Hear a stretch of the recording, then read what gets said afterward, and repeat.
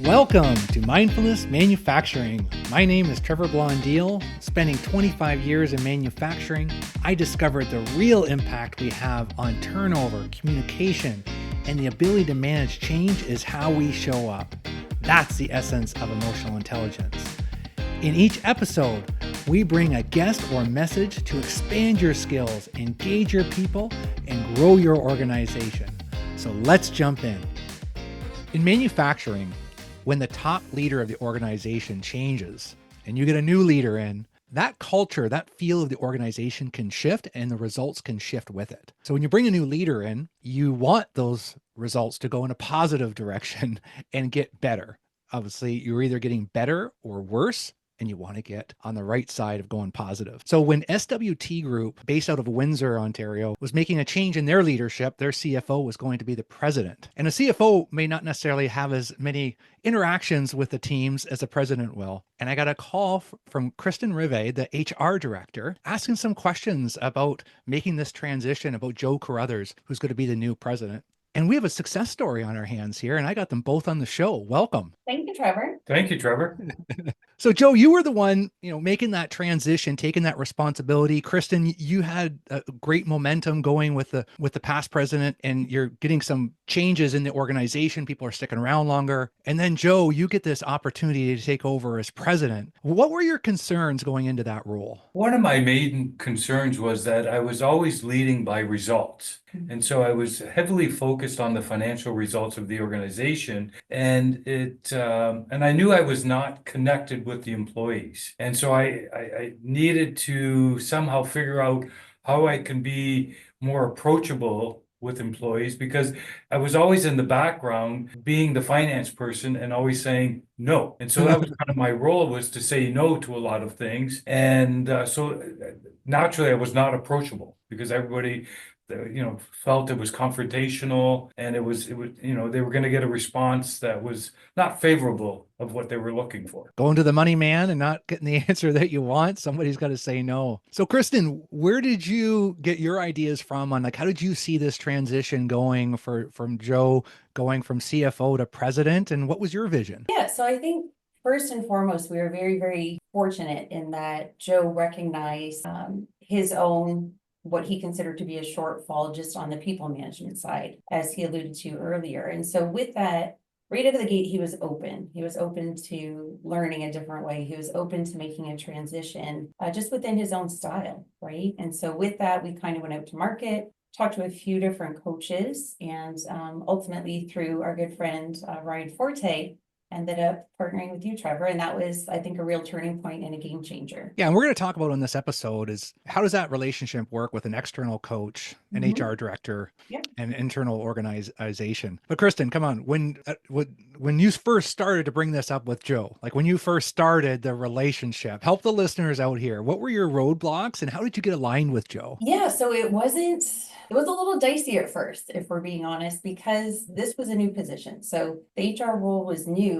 And I mean, you're talking a successful company that had been around about, 35, 40 years at that point? Correct. So the HR role was Joe's in conjunction with the finance role, and it also hadn't been a full-time role. So I think right out of the gate, it was kind of coming in, making some changes, and really trying to demonstrate the value of the HR role, right? And kind of getting the company aligned around that. And Joe and I had some spats at first. As he mentioned earlier, I don't think he's giving himself enough credit from earlier, because he wasn't unapproachable, but he did have a reputation for being Mr. No. And so I recall one of the first roadblocks was around what I'm going to term the F word. And it's not the F word that you're thinking of. It's really the word fluff, because coming from a finance background and just wanting to maximize profits, he could look on, certain employee events or cultural pieces or things that we wanted to do to move the organization forward and create a sense of community. He would look on those as fluff, right? It's not necessary. It's an expenditure that we don't need. You can't show in concrete terms the return on investment or the value that will bring, right? So some of the HR things, as we know, are difficult to quantify. right, as far as a strategy, but that was really kind of the initial stumbling block, was just trying to get him on board and to kind of see the value in some of those exercises and in creating that sense of engagement and community amongst our group of companies. So I see this in manufacturing where the HR president relationship just isn't utilized, like as that trusted advisor and partner. So Joe, what did Kristin do to start to win you over and turn the fluff into return on investment? Yeah, I think it was, I got to learn and appreciate the value that Kristin brought to the organization in an HR role. Because I spent a little more time with her and understanding, because what I wanted to do was keep the momentum going of what her and the previous president had already were working on, and we're pushing through the organization, and I wanted to keep that momentum going. And so as I started to spend more time with Kristin and understand her philosophy and what her vision was, what she saw as, a great workplace culture, then I started to realize, okay, this is really where we need to be. And what I started to read a couple of books that actually pointed me to, okay, now I understand what Kristin is trying to drive home. And those books were, True North, and the second book was Everybody Matters. And so they really had an impact on me as far as my role, how I was as a CFO, and then my new role, how I need to be as a president. And so our relationship just started to, evolve. And as I spent more time understanding what she was really trying to accomplish for the organization, which was really for the betterment of the organization. Kristin, you mentioned earlier that it got a little bit dicey. So was there a certain moment between you and Joe that you kind of figured, okay, we're getting on the same page now? Because sometimes we got to butt heads a little bit in order to be more connected. Was there a moment for you all? Yeah, I think so. It was probably when Joe first started coming out to the facilities. So we have some remote facilities on the US side, and it was really where he started coming out more on a quarterly basis versus on an annual basis. And it was a conversation around being, I think, relatable and approachable at the site level, right? And so kind of dressing down a little bit more, getting out there with employees, not showing up in the formal business suit. As you know, Joe is a very dapper dresser. He looks great, but we wanted to really kind of get into more of the jeans and t-shirts, and I don't want to say hoodies because I've never seen you wear a hoodie. But really the gist of it is just more kind of approachable, for our site level employees to feel comfortable, walking up and having a conversation with them. So that conversation, I can tell you, did not go over well. No, Joe is not happy with that feedback in any way, shape, or form. But I think the transition really is about getting comfortable, being uncomfortable, and having some of these conversations, as you mentioned, regardless of the topic, right? And I don't think it was necessarily the shift around what I did, but maybe around what I didn't do. And what I didn't do was agree with everything that, that Joe was putting forward as a suggestion. And I think some good conflict came from that. And you alluded to that earlier, right? So it's not about, if I just agree with everything that Joe says, it doesn't move the organization forward, right? You have to be able to say, okay, I don't really agree with that, and this is what I see. And, maybe there's a common ground somewhere in the middle. And I think that's where a lot of our best ideas have come from, where I have a suggestion or Joe has a suggestion and we talk it through and we disagree respectfully, of course, but then at the end of the day, you kind of get the best of both ideas that are combined into one. Joe, you had the muscle memory of saying no. So when Kristin is giving you these insights, what changed for you? What took you from a no to a yes to say, yeah, I'll go out and get maybe some dress down clothes? Yeah, so I think what changed for me was, I started to open the blinders up, and I was very tunnel vision, and to the point where I always thought I needed to know the answer before the question was asked. And so I always went down that path, and I was kind of always pre-forming my responses in advance and not listening to other people and not being curious as to what other people are thinking. And so at some point I decided to just, sit back and listen more than speak. Because I spent a lot of time speaking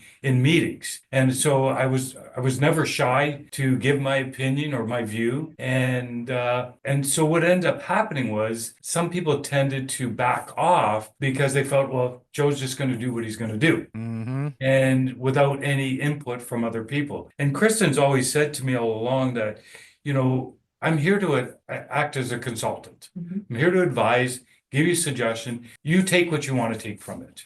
And so I've come to learn over the period of time is that I definitely need to listen more and be more expansive in my views of what, because I don't know all the answers. Mm-hmm. You do know how to dress well, and because I've taken some lessons from you, and I appreciate that.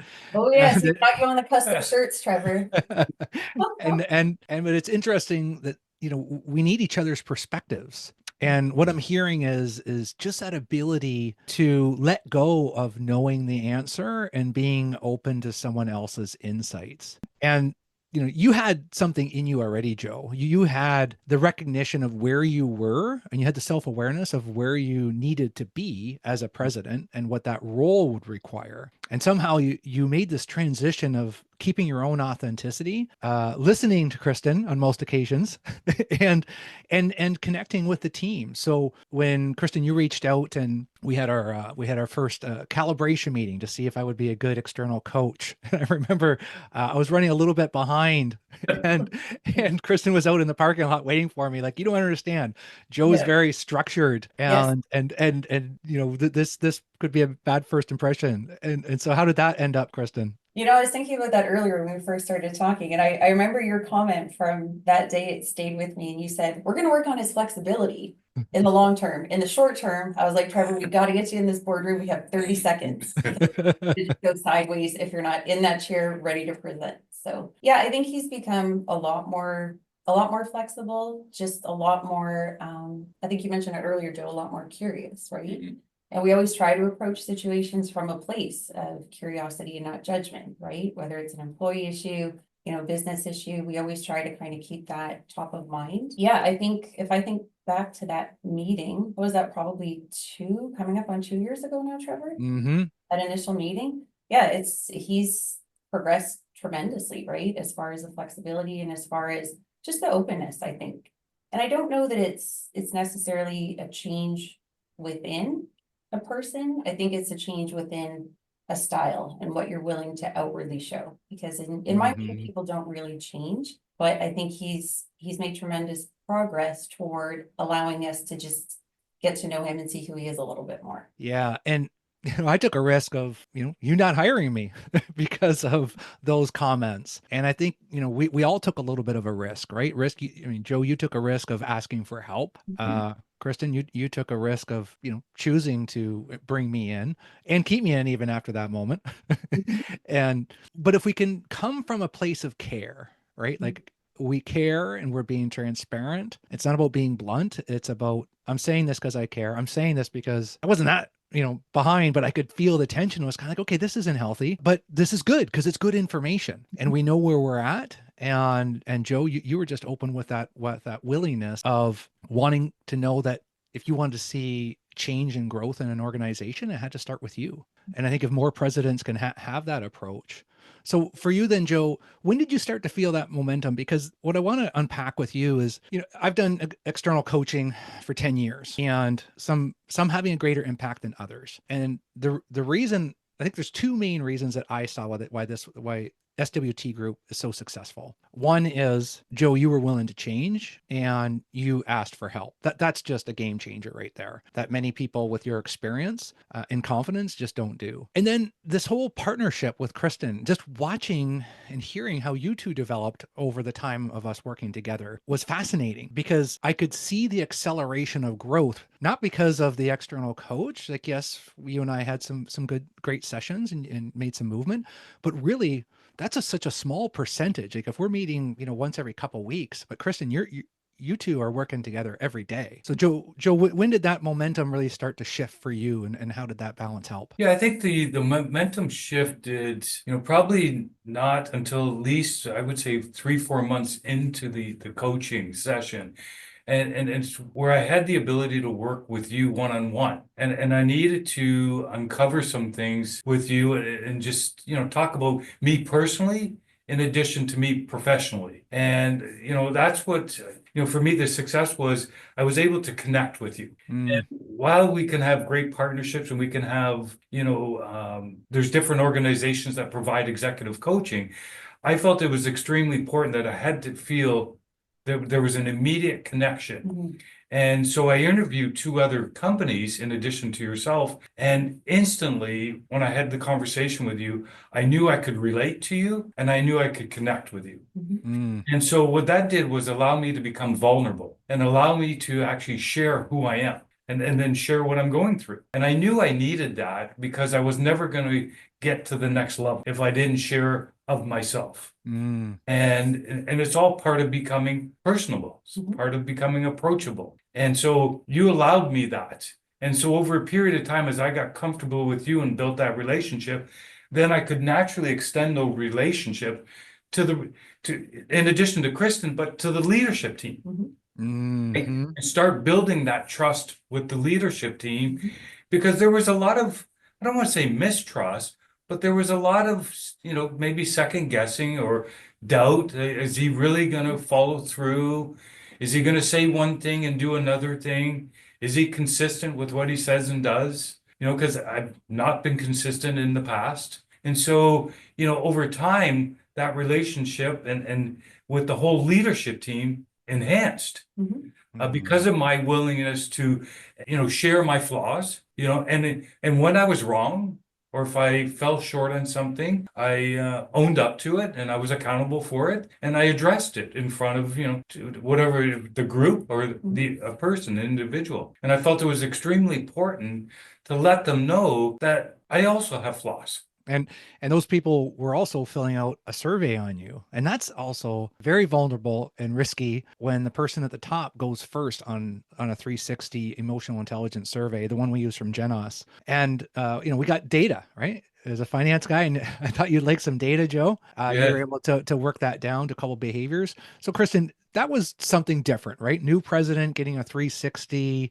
What did you see the impact to the rest of the organization when they saw Joe doing that? Yeah, I think so. He involved some stakeholders, not just from the team, but as well as some of our outlying operations on the US side where he's worked with people for a number of years. And so opening that opportunity, I think it was humbling for people, as Joe mentioned, to kind of say, whoa, he's putting himself out there. And I think it opened the door for people as well to be able to say, yeah, you know what? Hey, I might have messed up on something, or I might have stepped in it over here, right? When you see that authentic leadership and you see a leader being accountable and taking responsibility and opening themselves up for feedback, it really, I think that dynamic really, I guess, moves across the team, right? And people feel more comfortable, which in turn builds trust, right? If you're able to sit at a table and say, yeah, you know what, I didn't get this one right and I can do better, or as a team, we didn't get this right, how can we do better next time?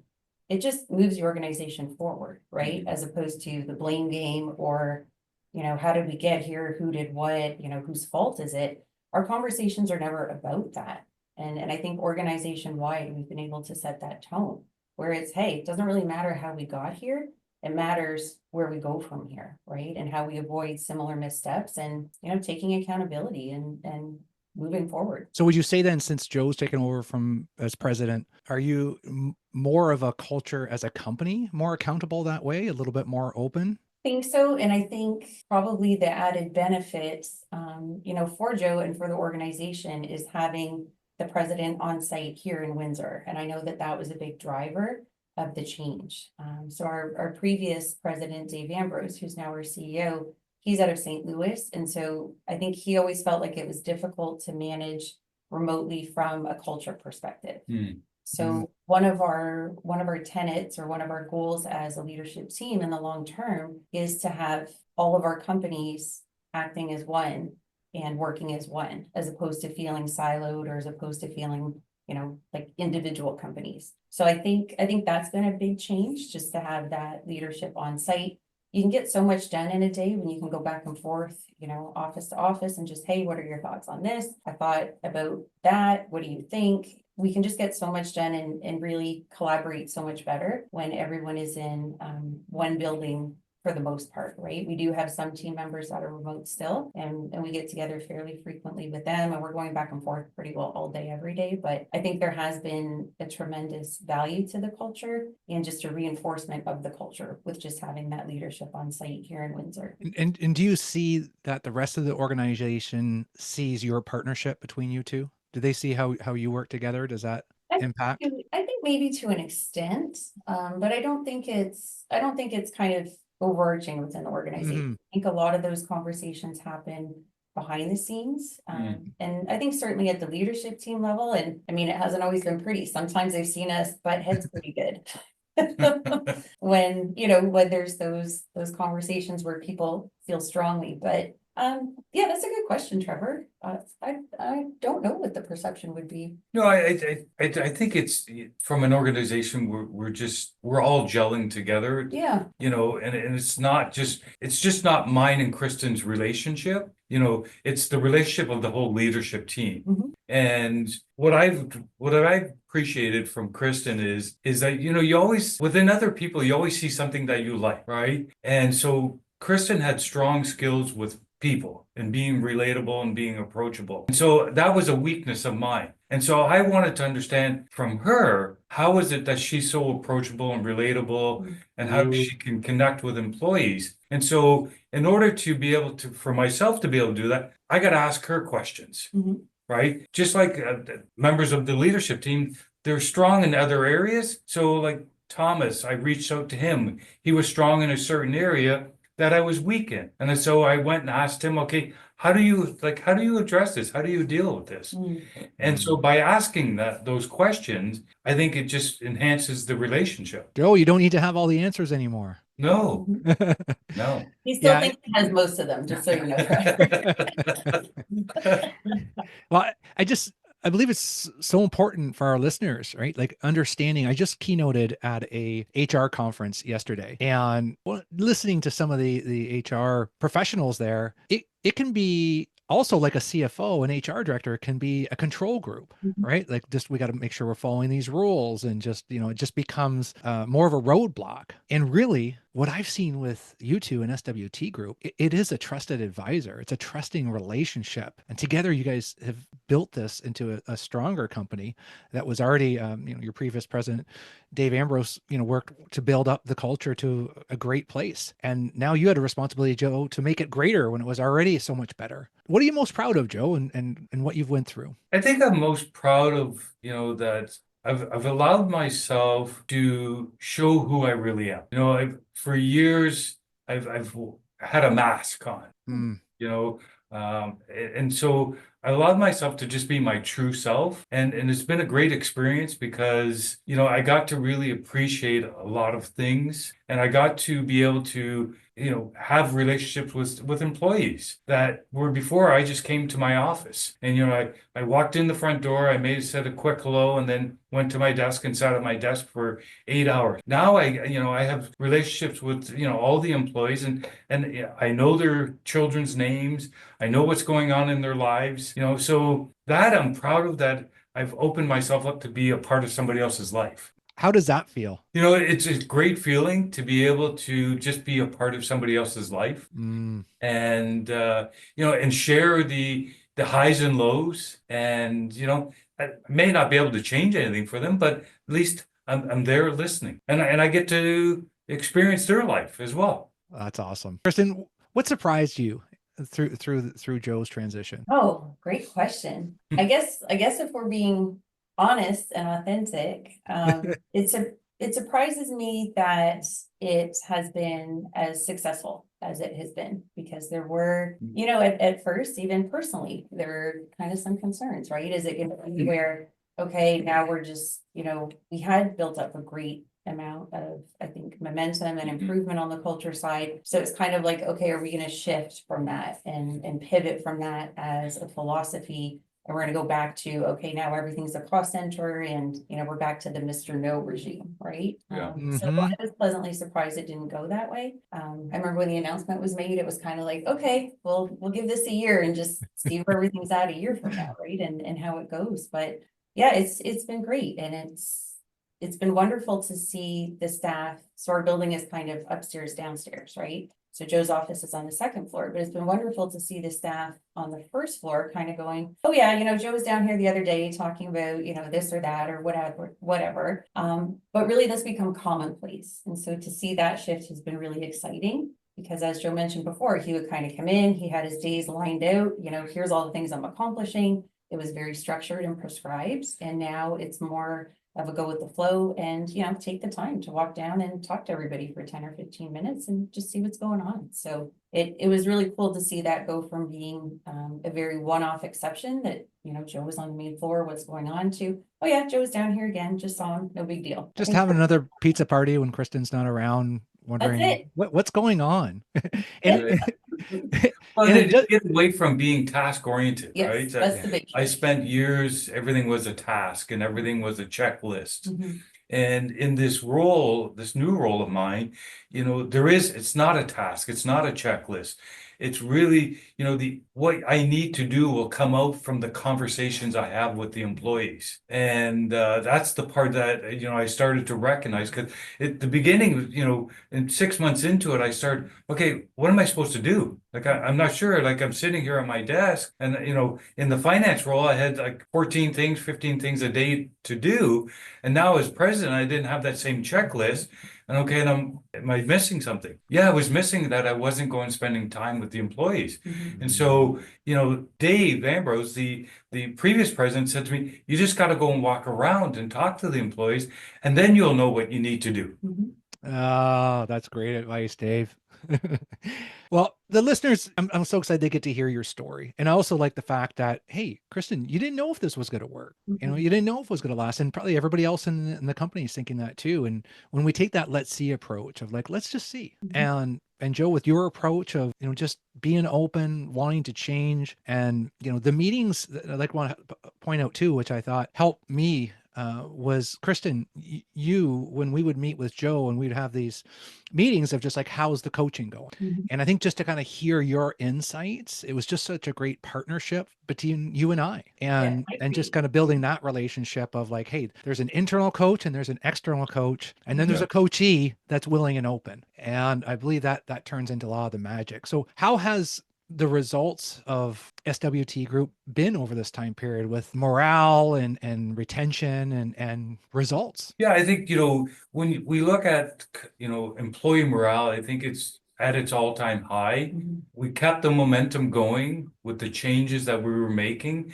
and we're continuously making changes to become a better organization. And, we get the feedback of employees. So we've had a couple of incidents with employees that needed maybe certain time off to spend with family, or had an unfortunate incident at home personally. And we have allowed the employees just to take the time they need. And the feedback that we get from the employees, I mean, you can't measure in dollars. Mhm. To say, they say, I truly appreciate the time you allowed me to spend with my family, or giving me the time to heal. And Mm. I've come to realize that it's not always about the dollars and cents, right? Leading is about developing people. It's not about managing results. Oh, that's a strong way to wrap this up. And we didn't even get into the story of how Joe had to understand what working from home was all about, and it turned into you doing it yourself. We got Yeah, so but many that's a great whole separate stories. episode. That's a whole separate episode, work from home saga. Speaking of which, Joe is working from home. Learning from the rest of the organization. For other organizations that are going through change in their leadership and really looking for that opportunity of how does that HR top of the organization relationship grow, what do you want to leave the listeners with? Kristin, what do you want to leave the listeners with? Yeah, I would just say, be patient, right? Because when you're talking about relationships, they're not developed overnight, and that trust doesn't just show up the next day. Okay, now we're going down this road together. Tomorrow, everything's going to be great. It really does take time, and it takes, some difficult conversations. So if people can be patient and stay the course through that, the results on the other side of that are just staggering, right? In terms of what you can accomplish as an organization. Well, it's been a privilege, to just be a part of this journey with you all, that you chose to work with me, and I got to witness the results, and that SWT Group is just a wonderful company that continues to get better. So Joe, you get the last word here. What are you leaving the listeners with? Yeah, I think what's extremely important for the listeners to hear is that, coaching just doesn't stop after a period of time. And, sometimes we go through programs and we go and get the skill sets, but it's ever evolving. It doesn't end. And so I always have to be mindful that I got to continuously have the desire to change. And if I don't change, or I don't want to change, that's the moment I know I'm in trouble and that I need to reach out. It's because then I think I know I have all the answers and I know what needs to be done. But it's important to continue those relationships, develop those relationships, and it's important to spend time with people. Right? And get to know people. And look at that. You wrap this episode up with mindfulness in manufacturing. Thanks so much for sharing the message, folks. Thank you. Thank you, Trevor. Hey, folks. Appreciate you taking the time to join us today. If you enjoyed this episode, share it with someone. Haven't subscribed yet? Do it now. Remember, if you want results, the key is increasing your awareness of how you show up.